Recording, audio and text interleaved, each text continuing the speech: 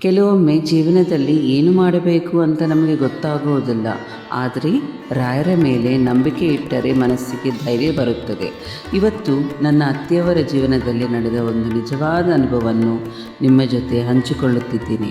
ಅವರು ರಾಯರನ್ನು ನಂಬಿದರು, ರಾಯರ ಸೇವೆ ಮಾಡಿದರು. ಆಮೇಲೆ ಏನಾಯಿತು ಅನ್ನೋದು ಅವರ ಬಾಯಿಂದಲೇ ಕೇಳೋಣ. ಕಳೆದ 2 ತಿಂಗಳಲ್ಲಿ ನನ್ನ ಅತ್ತೆಯವರಿಗೆ ಆರೋಗ್ಯ ಸರಿಯಿರಲಿಲ್ಲ. ಅವರು ತುಂಬ ಕಷ್ಟ ಆಗಿತ್ತು.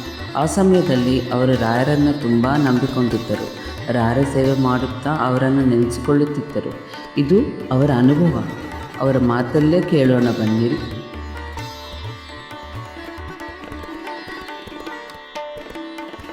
ಗುರು ರಾಘವೇಂದ್ರ ಅನಂತ ದೇವೇಶ ಅನಂತ ಫಲದಾಯಕ ಅನಂತ ದುಃಖನಾಶಾಯ ಅನಂತಾಯ ನಮೋ ನಮಃ. ಪೂಜ್ಯಾಯ ರಾಘವೇಂದ್ರಾಯ ಸತ್ಯಧರ್ಮರ್ಥಾಯ ಚ ಭಜತಾಂ ಕಲ್ಪವೃಕ್ಷಾಯ ನಮತಾಂ ಕಾಮಧೇನುವೆ. ಗುರು ರಾಘವೇಂದ್ರ ಪ್ರಭುವೇ ನಮೋ ಅತ್ಯಂತ ದಯಾಳುವೆ. ನಾನು ಈಗ 2 ತಿಂಗಳ ಕೆಳಗೆ ಬಹಳ ಅನಾರೋಗ್ಯದಿಂದ ಬಳಲುತ್ತಿದ್ದೆ. ನನ್ನನ್ನು ನೋಡಿಕೊಳ್ಳಲು ಯಾರೂ ಇರಲಿಲ್ಲ. ನಾನು ಯಾದಗಿರಿಯಲ್ಲಿ ವಾಸವಾಗಿರುತ್ತೇನೆ. ನನ್ನ ಹೆಸರು ಚಂದ್ರಕಲಾ ಹುಲುಸುಗೂಡ. ನನ್ನ ಮಗನು ಬಂದು ನನ್ನನ್ನು ಹೈದರಾಬಾದಿಗೆ ಕರೆದುಕೊಂಡು ಬಂದ ಮೇಲೆ ನನ್ನನ್ನು ದೊಡ್ಡ ಆಸ್ಪತ್ರೆಗೆ ತೋರಿಸಿದ ಕೂಡಲೇ ಅವರು ಏನು ಹೇಳಿದರು, ಇವರಿಗೆ ಹೊಟ್ಟೆ ನೋವಿನ ಕಾರಣ ಏನು ಗೊತ್ತಿಲ್ಲ, ಇವರಿಗೆ ನೀರು ಕುಡಿಯಲು ಆಗೋದಿಲ್ಲ, ಗಂಜಿ ಕುಡಿಯಲು ಆಗೋದಿಲ್ಲ, ಅದಕ್ಕಾಗಿ ಇವರಿಗೆ ಸ್ಕ್ಯಾನಿಂಗ್ ಮಾಡಿದರೆ ಹೊಟ್ಟೆ ಒಳಗೆ ಏನಿದೆ ಎಂಬುದು ಗೊತ್ತಾಗುತ್ತದೆ ಅಂತ ಹೇಳಿದರು. ಮರುದಿನ ನಾವು ಮತ್ತೆ ಮಗ, ಸೊಸೆ, ಮೊಮ್ಮಗಳು ಎಲ್ಲರೂ ಕೂಡಿ ಮತ್ತು ದೊಡ್ಡ ಆಸ್ಪತ್ರೆಗೆ, ಬೇರೆ ಆಸ್ಪತ್ರೆಗೆ ಹೋದ್ವಿ. ಅಲ್ಲಿ ಅವರು ಸ್ಕ್ಯಾನಿಂಗ್ ಮಾಡಿ ಹೇಳಿದರು, ಹೊಟ್ಟೆಯೊಳಗೆ ಹಳ್ಳ ಆಗಿದೆ, ಅದಕ್ಕೆ ಆಗಿದೆ. ಅದಕ್ಕೆ ಅವರಿಗೆ ಅದರ ಸಲುವಾಗಿ ನೀವು ಏನು ಮಾಡಬೇಕು ಅಂದರೆ ಎಂಡೋಸ್ಕೋಪಿ ಮಾಡಿದರೆ ಹರಳು ಎಲ್ಲಿದೆ ಎಂಬುದು ಗೊತ್ತಾಗುತ್ತದೆ ಅಂತ ಬರೆದು ಕೊಟ್ಟರು. ಮತ್ತೆ ನಾವು ಅದನ್ನು ತೆಗೆದುಕೊಂಡು ಮರುದಿವಸ ಮತ್ತೆ ಅಲ್ಲಿಗೆ ಹೋದ್ವಿ, ಬೇರೆ ಹಾಸ್ಪಿಟ್ಲಿಗೆ ಹೋಗಿ ಅಲ್ಲಿ ಎಂಡೋಸ್ಕೋಪಿ ಮಾಡಲು ಡಾಕ್ಟರನ್ನು ಕೇಳಿದಾಗ ಡಾಕ್ಟರ್ ಹೇಳಿದರು, ಇಲ್ಲ, ನಿಮಗೆ BP ತುಂಬ ಲೋ ಆಗಿದೆ ಮತ್ತು ನಿಮ್ಮ ಬಹಳ ಶಕ್ತವಿದ್ದೀರಿ, ನಿಮ್ಮ ಹತ್ತಿರ ರಕ್ತವಿಲ್ಲ, ನಿಮ್ಮ ತೂಕ ಕೂಡ ಕಡಿಮೆಯಾಗಿದೆ, 42 kg ಆಗಿದೆ. ಅದರ ಸಲುವಾಗಿ ನಿಮಗೆ ಏನು ಮಾಡಲು ಆಗೋದಿಲ್ಲ, ನಿಮ್ಮ ಹೊಟ್ಟೆಯಲ್ಲಿ ನೀರು ಕುಡಿಯಲು ಆಗೋದಿಲ್ಲ, ಗಂಜಿಗೆ ಹೋಗೋದಿಲ್ಲ, ಎಳೆನೀರು ಸಹ ಕುಡಿಯೋದಿಲ್ಲ. ನೀವು 2 ಬಾಟ್ಲಿ ನೀರು, ದಿನಾಗಲೂ 2 ಬಾಟ್ಲಿ ನೀರು ಕುಡಿಯೋವರೆಗೆ ನಿಮ್ಮನ್ನು ಏನೂ ಮಾಡಲು ಆಗೋದಿಲ್ಲ ಎಂದು ಹೇಳಿ ಮಾತ್ರೆಯನ್ನು ಬರೆದು ಕೊಟ್ಟು ಮನೆಗೆ ಕಳಿಸಿದರು. ಇನ್ನೂ 15 ದಿನ ಬಿಟ್ಟು ಬನ್ನಿ ಅಂತ ಹೇಳಿದರು. ಸರಿ ಅಂದ ನಾವು ಎಲ್ಲರೂ ಮನೆಗೆ ಬಂದ್ವಿ. ನನ್ನ ಮಗನು ತುಂಬ ಚಿಂತಾಕ್ರಾಂತನಾಗಿದ್ದನು.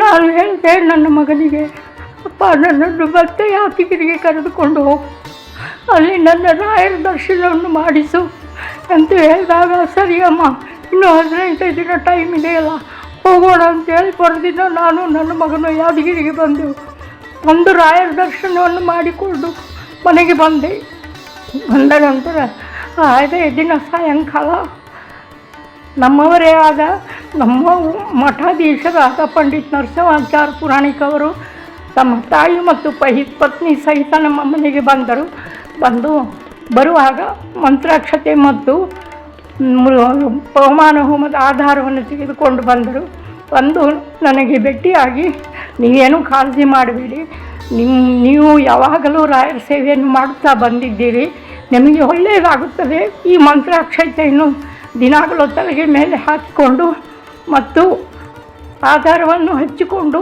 ಸುರಕ್ಷಿತವಾಗಿರಿ, ಆರಾಮವಾಗಿ ತೋರಿಸಿಕೊಂಡು ಮತ್ತೆ ರಾಯರ ಸೇವೆ ಮಾಡಲು ವಾಪಸ್ ಬರುತ್ತೀರಿ ಎಂದು ಹೇಳಿ ನನಗೆ ಮಂತ್ರಾಕ್ಷತೆ ಮತ್ತು ಆಧಾರವನ್ನು ಕೊಟ್ಟು ಆಶೀರ್ವಾದ ಮಾಡಿ ಹೋದರು. ಮರುದಿನ ನಾವು ಮತ್ತೆ ಹೈದರಾಬಾದಿಗೆ ಬಂದೆವು. ಅವಾಗೆ ಸ್ವಲ್ಪ ಏನು ನನಗೂ ತ್ರಾಸು ಭಾಳ ಆಗಿತ್ತು, ಹೇಳಲಿಕ್ಕೆ ಆಗ್ತಿರಲಿಲ್ಲ. ಕೈ ಹಿಡ್ಕೊಂಡು ಟ್ಯಾಕ್ಸಿ ಮಾಡಿಕೊಂಡು ಕರ್ಕೊಂಡು ಬಂದರು. ಮರುದಿನವೇ ಅಲ್ಲೇ ನಮ್ಮವರೇ ಆದ ನಮ್ಮ ರಾಯರ ಮಠದ ಅರ್ಚಕರಾದ ಶ್ರೀ ರಾಘವೇಂದ್ರಾಚಾರ್ಯ, ಪಂಡಿತ್ ರಾಘವೇಂದ್ರಾಚಾರ್ಯ ಅವರು ಬಂದು ನನ್ನ ಮಗನಿಗೆ ಫೋನ್ ಮಾಡಿದರು. ರಾಘವೇಂದ್ರಾಚಾರ್ಯ ಜೋಶಿ ಬಲಚಕ್ರ ಅವರು ನನ್ನ ಮಗನಿಗೆ ಹೇಳಿದರು, ವೆಂಕಟೇಶ, ನೀನು ನಿಮ್ಮ ತಾಯಿಗೆ ಬಹಳ ಆರೋಗ್ಯ ಇಲ್ಲ ಎಂದು ಕೇಳಿದೆ, ನನಗೆ ಬಹಳ ಕಷ್ಟವಾಯಿತು, ಅದಕ್ಕಾಗಿ ನೀನು ಒಂದು ಸೇವೆಯನ್ನು ಮಾಡಬೇಕು ಎಂದು ಹೇಳಿದರು. ಅದಕ್ಕೆ ಅವನು ಸರಿ ಆಚಾರ್ಯ ಹೇಳಿ ಅಂದರು.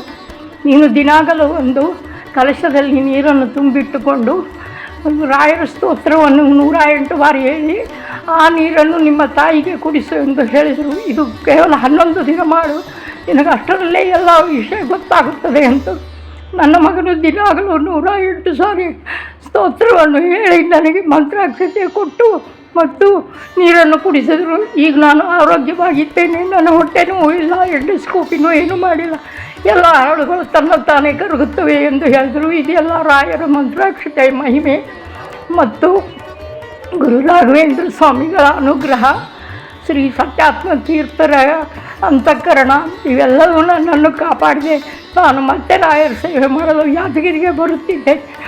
ದಯಮಾಡಿ ನನ್ನನ್ನು ಎಲ್ಲರೂ ಆಶೀರ್ವದಿಸಿ. ಹರೇ ಶ್ರೀನಿವಾಸ, ಗುರು ರಾಘವೇಂದ್ರ. ಇದು ನಮ್ಮ ಅತ್ತೆಯವರ ಸ್ವಂತ ಅನುಭವ.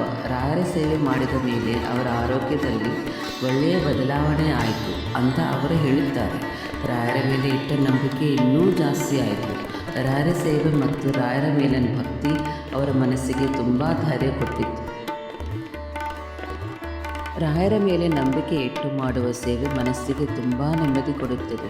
ಕಷ್ಟ ಬಂದಾಗ ರಾಯರನ್ನು ನೆನೆಸಿಕೊಂಡು ಭಕ್ತಿಯಿಂದ ಸೇವೆ ಮಾಡೋಣ. ನಮ್ಮ ಕಷ್ಟಗಳನ್ನು ರಾಯರ ಪಾದಕ್ಕೆ ಬಿಟ್ಟು ನಂಬಿಕೆಯಿಂದ ಮುಂದೆ ಹೋಗೋಣ. ರಾಯರು ನಮ್ಮೆಲ್ಲರಿಗೆ ಒಳ್ಳೆಯದನ್ನು ಮಾಡಲಿ.